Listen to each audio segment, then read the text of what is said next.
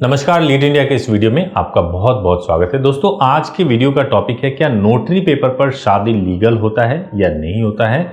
यदि यह लीगल नहीं होता है तो लव मैरिज का लीगल प्रोसेस क्या है। देखिए, इसको मैं कुछ अलग अंदाज में बताऊंगा और जो भी व्यक्ति नोटरी पेपर पर शादी कर चुके हैं या शादी करने वाले हैं, लव मैरिज या कोर्ट मैरिज करने वाले हैं, उनके लिए बहुत इंपॉर्टेंट वीडियो इसलिए है क्योंकि आपको पता नहीं चलता और आपके साथ कब धोखा हो जाता है आपको बिल्कुल नहीं मालूम चलता, और बाद में जब मालूम चलता है उस वक्त आप कुछ कर नहीं सकते। तो सबसे पहला सवाल तो मेरे वीडियो का टाइटल है कि क्या नोटरी पेपर पे शादी लीगल होता है। तो पहले आप समझिए कि नोटरी पेपर होता क्या है, किसको बोलते हैं नोटरी पेपर। देखिए, जैसे आप किसी के पास जाएं शादी करने के लिए, उन्होंने आपको रिचुअल परफॉर्म करा दिया और आर्य समाज का एक सर्टिफिकेट दे दिया।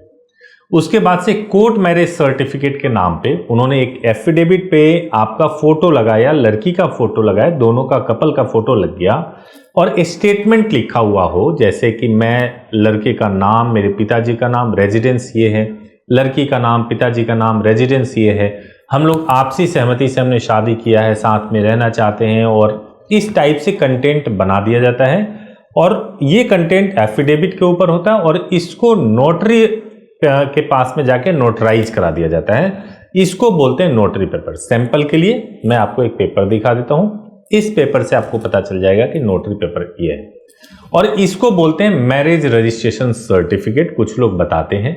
तो मैं आपको बताऊं कि ये बिल्कुल फेक होता है और इसकी कोई वैल्यू नहीं होती है, क्योंकि ये एक तरीके से कॉन्ट्रैक्ट पेपर बनाया जाता है, मैरिज रजिस्ट्रेशन सर्टिफिकेट नहीं है।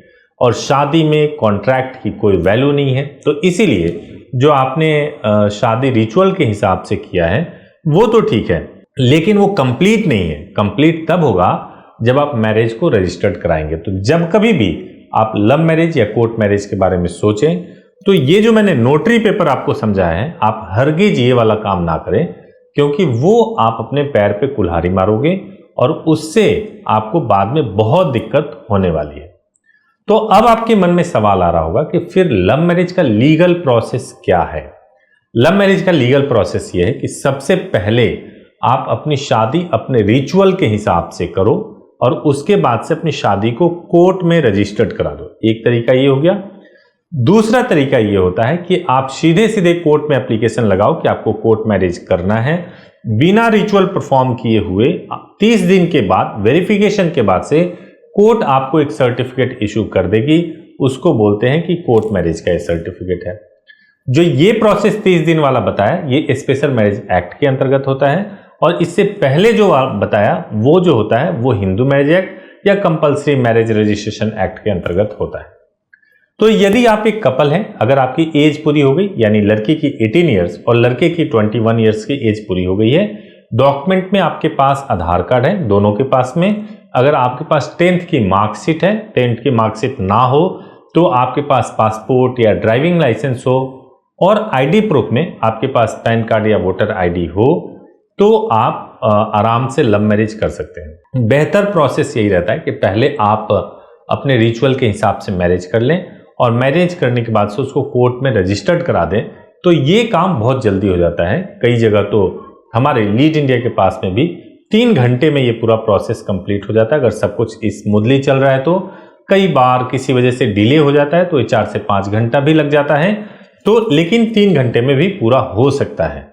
दूसरा चीज ये है कि अगर आप करना चाहते हैं तो प्लेस की अगर बात करूं तो गाजियाबाद से कर सकते हैं, दिल्ली से कर सकते हैं, मुंबई से कर सकते हैं, पटना से कर सकते हैं। लेकिन सभी जगह करने का जो प्रोसेस है, जैसे पटना से करेंगे तो आपको 30 से 35 दिन का समय लगेगा, दिल्ली से करेंगे तो 2 दिन का समय लगेगा, गाजियाबाद से करेंगे तो 1 दिन का समय लगेगा, मुंबई से करेंगे तो सेम डे में हो जाएगा, लेकिन सर्टिफिकेट 7-8 दिन में, 10 दिन में आएगा। तो ये अलग अलग प्लेस पे शादी करने के अलग अलग टाइम फ्रेम है और फीस भी अलग अलग जगहों के अलग अलग होते हैं। बेहतर ये होगा कि अगर आपको किसी भी तरह से कोई इंक्वायरी करनी है तो हमारा एक हेल्पलाइन नंबर है 8800444555। इस नंबर पे कॉल कर लीजिए। सुबह 9 बजे से लेकर शाम को 8 बजे तक कॉल कर सकते हैं। एक वेबसाइट भी है leadindia.law, इस पर विजिट कर सकते हैं और इस पर भी जाकर के इंस्टेंट आप एडवोकेट से बात कर सकते हैं, अपनी क्वेरीज को जनरेट कर सकते हैं, तो आपको इससे बहुत मदद मिल जाएगी। सबसे पहले लव मैरिज करने के लिए दोस्तों ये जरूरी है कि आपकी एज तो पूरी होनी चाहिए, लेकिन आपके कंडीशंस भी अलाउ करने चाहिए जो लव मैरिज करने के लिए जरूरी होते हैं। जैसे फिनेंशियली आपको मजबूत होना जरूरी है। शादी के बाद से चूंकि आपने लव मैरिज किया है तो हो सकता है फैमिली आपको सपोर्ट ना करे, तो फिनेंशियल आपको स्ट्रांग होना जरूरी है। दूसरा चीज ये है कि लव मैरिज के बाद से आपको ऐसे जगह से करना चाहिए जहां से पोस्ट मैरिज के बाद से, पोस्ट शादी के बाद से सभी तरह की सहायता आपको मिल सके। जैसे आपको कोई पुलिस कंप्लेन हो जाता है या आपके माँ बाप को परेशान किया जाता है तो उस वक्त आपको सही तरीके से सपोर्ट किया जा सके। इसके अलावा इंपॉर्टेंट ये होता है कि एक सही तरीके से शादी परफॉर्म की जाए जिससे कि कोई भी इंफॉर्मेशन लीक ना हो, ये भी बहुत इंपॉर्टेंट होता है। उम्मीद है कि आपको इस वीडियो से समझ में आ गया होगा कि नोटरी पेपर पे शादी करना लीगल होता है या इलीगल होता है और लव मैरिज करने का सही प्रोसेस क्या है। अगर आप लव मैरिज करना चाहते हैं या फिर कोई लीगल सब्जेक्ट्स पे वीडियो देखना चाहते हैं तो आप इस चैनल को जरूर सब्सक्राइब कर लें, बेल आइकन प्रेस कर दें ताकि आपको इंस्टेंट वीडियोस मिल जाया करें। Thank you so much for watching this video. Thank you.